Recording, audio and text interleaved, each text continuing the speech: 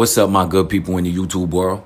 It's your boy B, and I'm right back up at y'all with another video. And today, we're going to go right smack dab in the middle of this citizen's arrest, and we're going to get to the bottom of it and see if Greg and Travis McMichael had enough to warrant them doing the citizen's arrest. Now, I still say that the way that some people are interpreting this law is incorrect, but we'll just take the way that you guys look at it. Now, check these videos out, and I'm going to come back and speak to y'all after. Greg McMichaels had been told that things were stolen from Larry English's house previously back in October and November of 2019. Whether you were told yourself or you reviewed it from the Glenn County Police Department. From the Glenn County Police Department interview that he did at the Glenn County Police Department, he said he didn't think anything had been, he knew nothing had been taken on February 11th. He didn't think anything had been taken from the house by Mr. Arbery. He said he can't be sure. If it had to have been early on, but he didn't think so. That these two gentlemen could have been trying to make a citizen's arrest.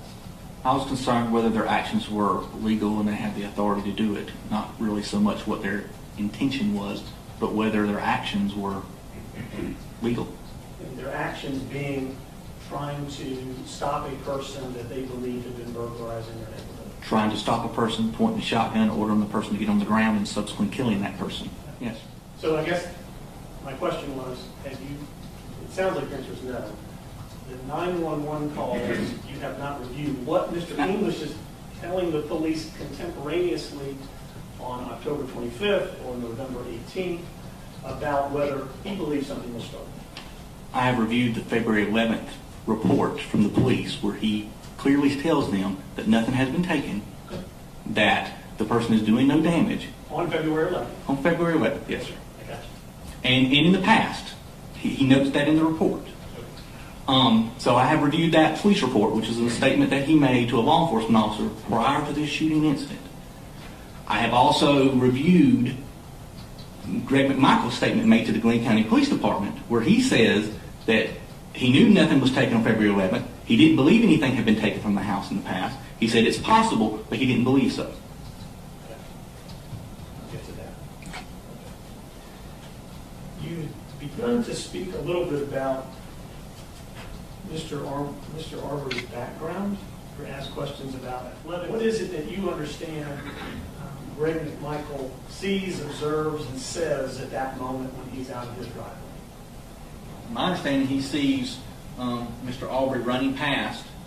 According to Greg McMichael's statement, again, he doesn't know if Mr. Arbery's chasing somebody or somebody's chasing him, but he recognizes him as the person that's been in the house previously, and says that he suspects that Mr. Arbery may have been involved in thefts in the past.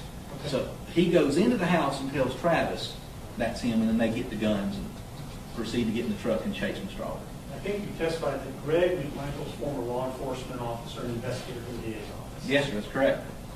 And he is expressing to the police these statements back on February 23rd that it's his belief at the moment Mr. Arbery runs past that he thinks that is the individual that's been burglarizing and committing thefts in the neighborhood. No, that's not correct. I thought that's what you just said. No, sir. Okay. He says that's the individual that he had seen in the house. Okay.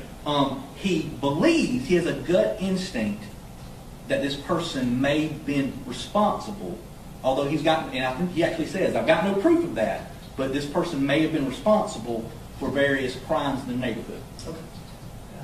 And did you get an understanding of where he came to that feeling or belief from?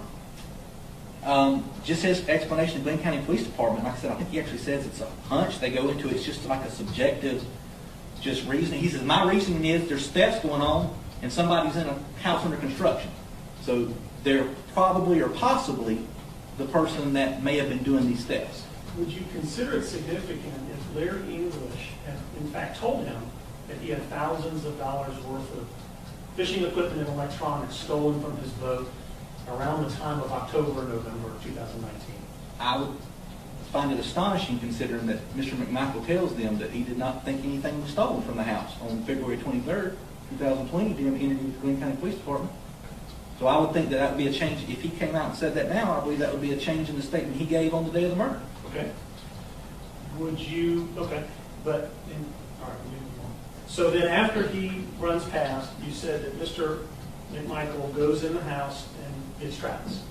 Yes, sir, correct. And what do you understand happens next? Mr. McMichael grabs his 357, Greg McMichael grabs his 357 Magnum revolver. Travis McMichael grabs a 12-gauge 870 shotgun. They then get into Travis McMichael's truck, Travis McMichael driving, Greg McMichael in the passenger seat. Let me stop you there if you don't mind. Did they explain or give any information as to why they grabbed their firearms? Yeah, I believe Greg McMichael explains that, again, this is an individual that had been in the house over here and they didn't know if he was armed or not. So they grabbed weapons. Did they at all reference the February 11th evening where they thought that he may be armed because he had been motioning to his pocket or reaching his pocket? Yes, sir, I believe that was brought up during those interviews, yes, sir. They were afraid that the same guy may have been armed. Well, yeah, they mentioned that, but Greg McMichael also says that his gut instinct, again, was this person may have been the individual that went into Travis McMichael's truck and stole a firearm. However, he said he had no evidence of that. He had no objective reasoning for that. I believe they were going into subjective versus objective information. And but that his just gut instinct. Okay, but subjectively he believed, is what you're saying. Yes, sir. That's what he said, not what I'm saying. They get in the car. All right, so it's two things I want to address here. First thing I want to address is the fact that some people are trying to attack Larry English. They're saying that he actually did report things stolen and that somehow people were putting pressure on him and now he's scared to speak up. However, we see from reports prior to him even receiving death threats, he said that Arbery didn't take anything. If y'all really want to speak about those 911 calls, I got them listed on my channel, so y'all can go to my channel and check it out, man. You know, he never said that Arbery stole anything. He actually had people in his mind who they thought took it. And that goes into the man under the bridge. So if y'all want to know about the man under the bridge and who they thought took things, then check that video out. And second, this goes into the citizens arrest law. Now, I, again, told you I think that y'all interpreting the law incorrectly. However, even taking the way that everybody else is taking it, man, listen to exactly what's happening. They're operating on a hunch, on a gut feeling that they're having, and that's not reasonable or probable grounds of suspicion. If you go to Google and type in reasonable grounds of suspicion, it's going to tell you that a gut feeling is not something that qualifies as probable grounds of suspicion. And I'm sorry, reasonable grounds of suspicion. And probable grounds of suspicion is even harder to prove than reasonable. And they don't have a reasonable explanation for why they thought he was the person who was responsible for things that were taken in the neighborhood. They even said that the cops and also Greg went into the difference between subjective and objective, and they said they had no objective evidence. All they had was just subjective, so it was just based off of their personal feelings, tastes, and their opinions. You understand? And considering the fact that Travis used racial slang words, then it's probably going to be very easy to prove that these guys were operating on a racial basis, Their feelings about black people. They feel that black people can't just be jogging in the neighborhood. They're not just looking around inside of a house up for construction. They have to be doing something like stealing or doing something like that. But thank y'all for watching. This is another long video, but I think it adds to the conversation. And again, thank everybody for watching. Hit that subscribe button. Yeah.